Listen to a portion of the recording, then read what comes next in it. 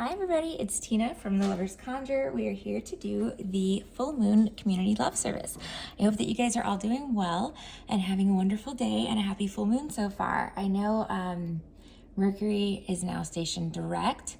I believe it's still in shadow, which means, it doesn't just go like stop, start. It has to like slow down and then change direction. So when Mercury, the planet Mercury, which rules communication, and technology and a lot of other things, but it also rules Geminis and Virgos.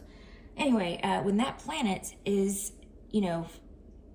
stationed direct, then we're fine. You know what I mean? Like it's moving as normal, like it's rotating as it's supposed to be. But when it's retrograde, it's off course. So they say backwards, but I don't know exactly what was said about that, but I did read like on that, like, does a planet actually move backwards? And if so, why does Earth not retrograde? That was actually the question. So I don't know if that's like a blonde question. Sometimes that happens, guys. I just have like these really random deep thoughts and then I have to do like a deep dive on it. And that's exactly what that was. I was like, does Earth go retrograde? Like what? Because I thought, you know what it was? Because of everything that's like happened the last couple of years. I was like, I wonder if Earth is retrograde. So yeah, anyway, that was my thought that I had to explore. And I did read that it actually does not spin backwards, the planets, when they're retrograde. It's something else. But it is about changing direction and being off course for a while. So that's kind of what that means. Like, we're not, Mercury retrograde doesn't mean we're going to be thrown into like a tailspin. It's not like a Chiron coming into your sign or opposing your sign is actually the worst. Yeah, that was a rough decade. But it's just there to kind of shake things up a little bit, and it's there to bring things back around from the past that you haven't dealt with properly. So that's my opinion. So anyway, a lot of times it'll bring up your exes, stuff like that.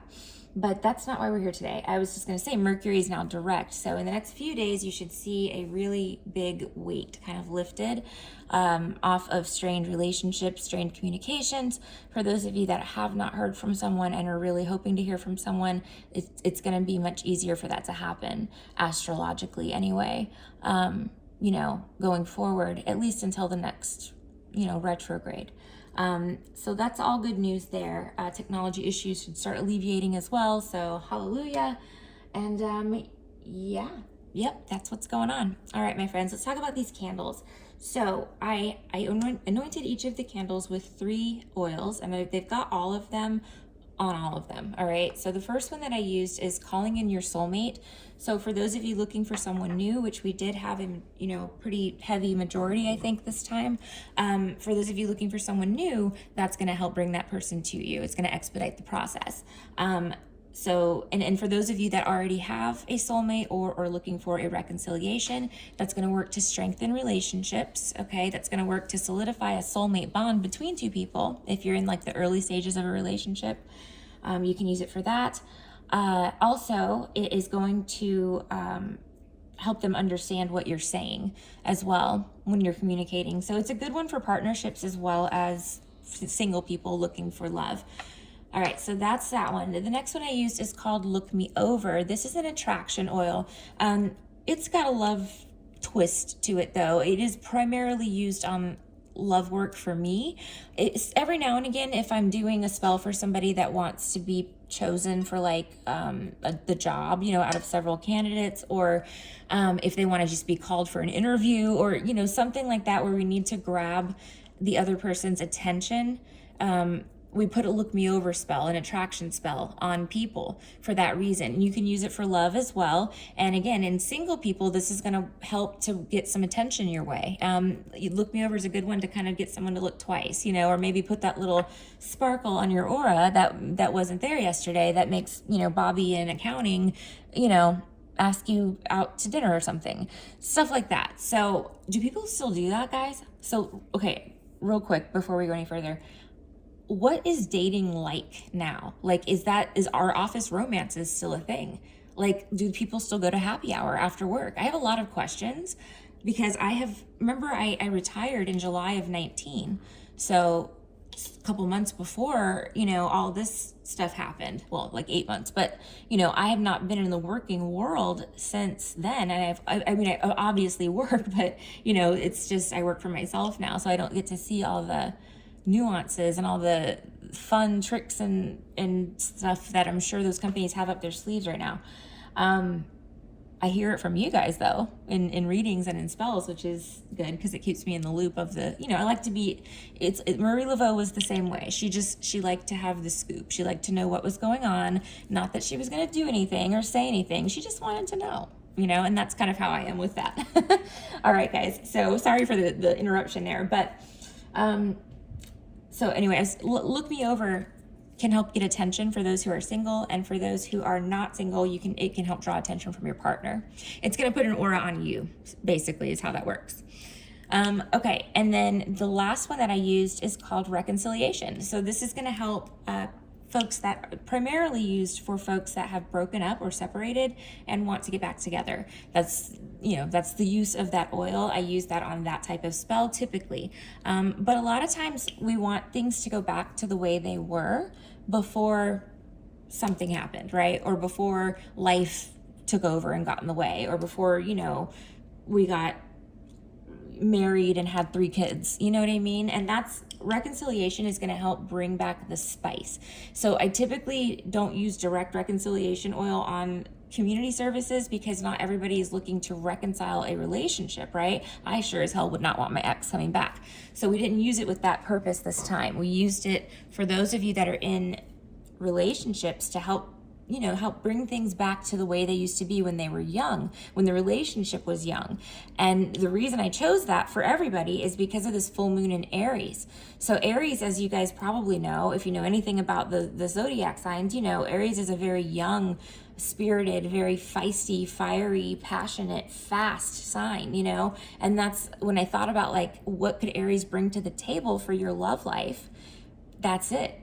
It's the passion, it's the spark, it's living like you don't know, you know what I mean, or don't care what the future holds, you know what I mean? It's being young again, it's that excitement, that new relationship energy that I was going for, you know?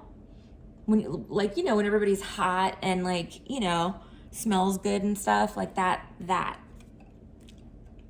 Golly. I'm trying to think, guys, when's the last time I got asked out on a date? Years, probably years. Anyway, that's that. So I used all 3 of those oils on all 3 of the candles, and that is it. And I've got some red and pink roses down there, very traditional love colored, you know, roses also being the flower of love. So those are going to add a nice boost to everything. And I also added some of my love rice. That's what that looks like. Well, that's my jar. That's not what your jar will look like. It's not actually in a jar when we mail it. It's in a bag, but you can buy that in my Etsy shop. That's to add commitment, marriage, and also spice, passion. Again, pulling on that energy of like, what can we do with Aries that's going to be good for love? Because Aries, you know, some people think that you're reincarnated, and then you're born as an Aries, which is the very first sign in Western astrology. And then next lifetime you'll be a Taurus, the next one you'll be a Gemini, the next one you'll be a Cancer, and so on and so forth until you cover all 12 signs, and then you ascend. So Aries, you know, in love would typically be very inexperienced. They'd make rookie mistakes, you know, because they are a rookie. But there's also a lot of passion and fire and excitement, because if you think of it in that sense where you're reincarnated, so an Aries falling in love would be the first time that they'd ever experienced anything like that, every time. You know what I mean? Because it's their first go around the earth. Like if you're a Gemini like me, you've probably been in love 50 times already, because you've already been in Aries, you know, a Taurus, you know what I mean? Like you've got lifetimes behind you. I don't know. What do you guys think about that theory? The reincarnated theory. I really kind of buy into it because it explains the vast differences in the signs, and also why okay, so let's use Taurus for an example. So Taurus is known, one of the things they're jokingly known for in the astrology world is loving to take naps. Like Tauruses love naps. And that's so true. Like it is. I'm not a Taurus, but I know Tauruses and they all love to take naps. My cousin is a Taurus and she is a napper, let me tell you. So, and the reason they want to take naps is because they just spent an entire eternity as an Aries on Earth, right? So they're tired. They need to recoup and rest so that then they can come back and be a Gemini. You know, which a Gemini is like knowledgeable, we're intelligent, right? We have experience beneath our belt, but we're also ready to go because we just took a lifetime nap as a Taurus. I hope that's not offensive to anybody. It's absolutely not intended to be. It's just my, you know, very, very high level, you know, comedic thoughts that I have, you know, at the end of the day. I'm wondering if there is merit to this astrology reincarnation thing. Maybe we should do like a deep dive on that. I have so many plans, you guys. Oh, I can't wait. 2022 is going to be lit as these candles. I have my own space, my own store. Guess what, guys? I can do a lot of things in a lot of places, especially my own place. You know what I mean? So it's coming. Be prepared. We don't have to adhere to all the rules of Etsy anymore either, if you catch my drift. So we'll have a good time. All right, my friends. Your service is underway. Thank you all so very much for allowing me to work with you. It is an honor and a pleasure. I appreciate each and every one of you. I will give you a little guidance this month. I'll give you the guidance that I typically give my love spell clients, the ones that I'm doing one-on-one work with. And that is, you know, when you are doing love work on someone, when the candle is burning, okay, that is a very fragile time, okay? So if you have a target in mind tonight and we are burning this target, burning a candle for this target, okay, for you, then I want you to make sure that you try to keep as peaceful and as calm and as loving of a bond with this person as you possibly can. And that is at minimum for the next 6 months, okay? The better bet would be a year, 12 months, okay? But because we're bending someone's will at this moment, all right? Do you understand how this works? We're asking spirit to step in and change someone's mind about something, okay? Or bend their will and kind of give them a little nudge into doing something, okay? So because of that, right, what do we need to do to make someone bendable, right? We wear them out. We make them vulnerable. We take off a layer, a protective layer, so that we can bend, and then we put it back, right? So you think of it that way. When you're looking at your target, you think of them as a fragile shell, okay? Like a fragile thing that you need to be very, very delicate with, because they're in morphing mode. You know what I mean? They're vulnerable right now because you're doing work on them. So the way that you behave and the energy that you emit over the next 6 months to 1 year is going to be imperative to the success of your spell, okay? If this is someone that you want to keep around for a long time, for your whole life, you need to be super duper careful, all right? No fighting, arguing, drama, conflicts, disputes, obsessing, social media stalking, physical stalking, okay? Nothing like that. You gotta get all of that out of your relationship, okay? We are to be the best version of ourselves that we can possibly be. Period. No more, okay? Nothing else to say. That's it. Okay? We hold ourselves, we don't lose our temper in public, okay? Ever. We don't lose our temper, period, anymore. All right? We find another way to vent our frustrations and anger, and maybe like a healthier way to do that would be good too. Work on constantly and consistently improving you, okay? And it's not to get this person at all. The real purpose of that is that not only are you raising your vibration, I mean, that's how you do it. You focus on something very positive. You don't allow yourself to become distracted or deterred or pulled down by toxicity, okay? You have to stay very focused and very acutely aware of what you're manifesting right now, okay? And then your vibration becomes so high that you can do whatever you want. You know what I mean? That whoever you meet is going to immediately feel wow, that's positive. You know what I mean? Like they feel like a positive person. You have no idea how many times I've met someone in real life and they know what I do now, right? I'm a witch, okay? So it sounds like scary, okay? So people meet me and they're like, oh my gosh, like you're completely different than what I thought you were gonna be. I'm like, yeah, you know, like it's that radiant energy, it's that positivity. Not saying I'm radiant, but you get what I mean? I'm not trying to be egotistical, but I've worked really hard on that, you know? So you emit that positivity. Don't let anybody take that from you. Nobody gets to have your energy for free. You charge, baby, okay? Now they're paying in some way, whether they're paying you in cash if it's a service, or you know they're paying in their companionship and loving support, okay, more than likely. And there you go. But that's how you demand payment, okay? You do nothing for free.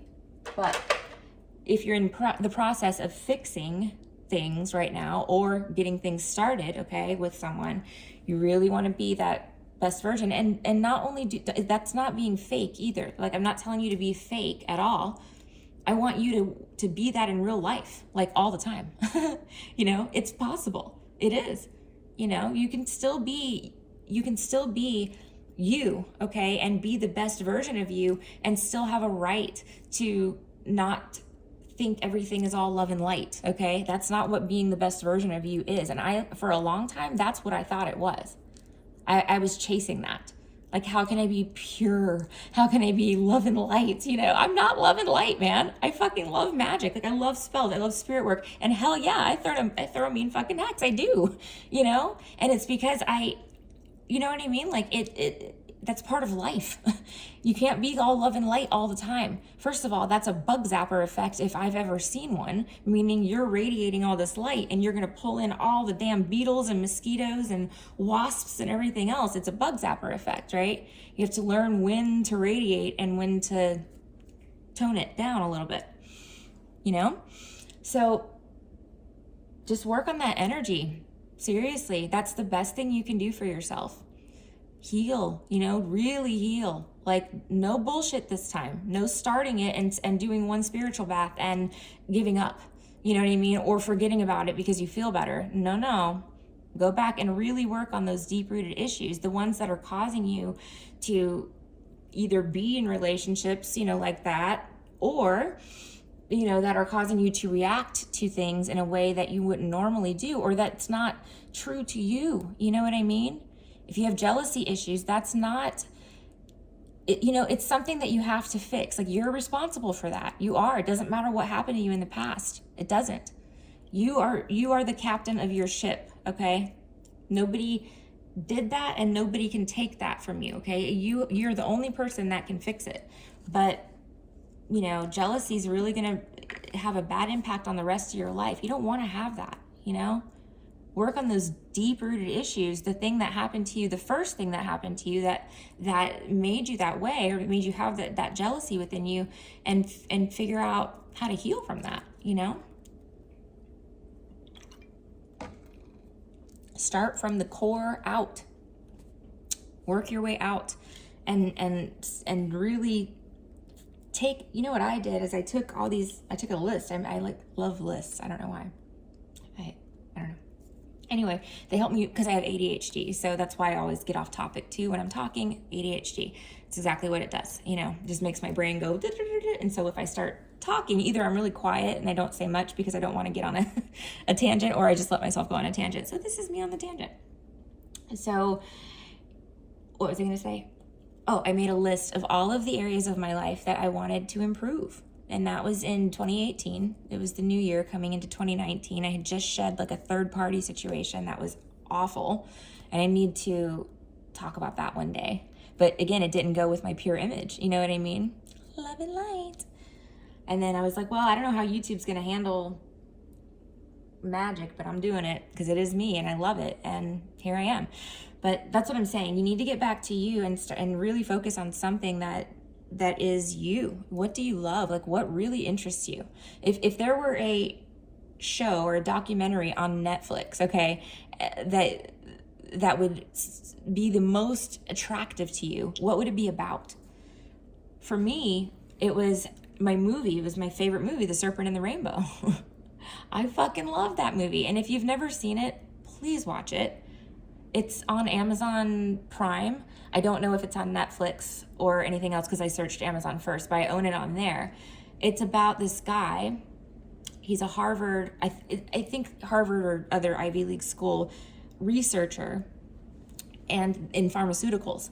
And they hear about this drug or this plant in Haiti that they make something out of, right? They use this plant basically to zombify people. So it can literally have someone with, dead vital signs for days, 3 days, okay, or more.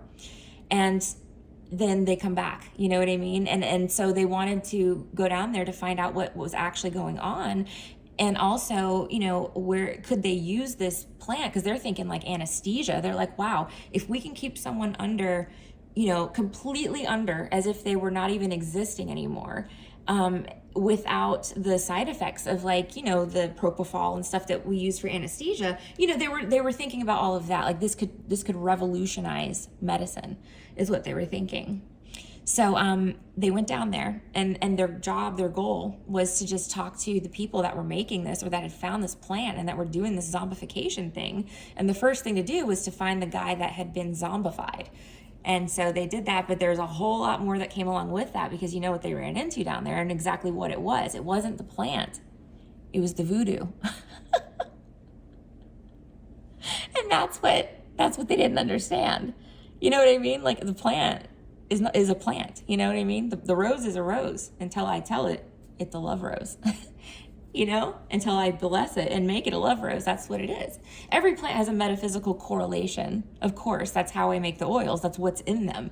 Every single ingredient in these Conjure oils is with purpose. There's nothing in here that is decorative. There's nothing in here that is fluff or filler. I don't do that. Everything in here has purpose. Every plant, everything you see in this bottle, this is Adam and Eve. So it's for fidelity, for binding. There's an orange slice in there. The orange slice is for clear communication, to improve communication issues in a couple, all right? The cinnamon is to add spice to the relationship, to keep things sexy, There's an Adam and Eve root in there as well, and that's for the binding part of it. But that's what I'm saying. Every single plant has a purpose in every oil that I make because they all have a metaphysical correlation. And yes, that does bring something to the table, but the oil is just an oil until I make it what it is. You know what I mean? And that takes blessing it with the spirits. It's the spirits that do all the work. So, I don't know, guys. I'm grateful. I love my spirits. They're amazing. They've done amazing things for people too. They're awesome. They're really good to work with. If you treat me well and you treat my employees well, they'll do anything. They're like that with us, obviously with me primarily, but I could get something if I needed to for the kids. I call the employees the kids. But, for my clients as well, I mean, they're amazing. Absolutely amazing.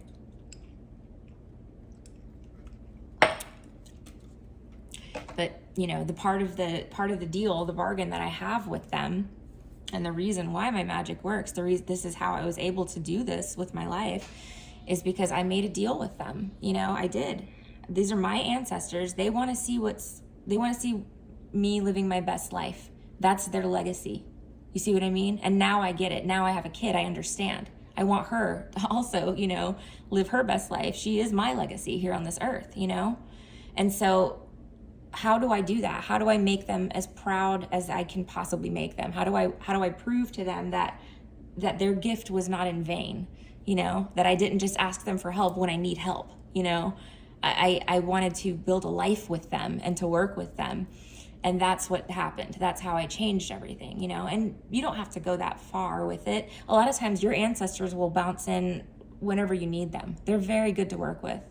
And you can trust your ancestors. If you work with no other spirit, your ancestors should be it, because they're the people that you know and love that you call upon. So, even if they're in your house, you're not going to feel like there's an ominous presence there or a foreign presence because they're your loved ones. Anyway, mine are amazing. I love them, and I love all of the deities, the Orisha, the saints. Everybody in here is amazing. They are miracle workers. Literally, just never ceases to amaze me. True story. All right, what else was I gonna say? I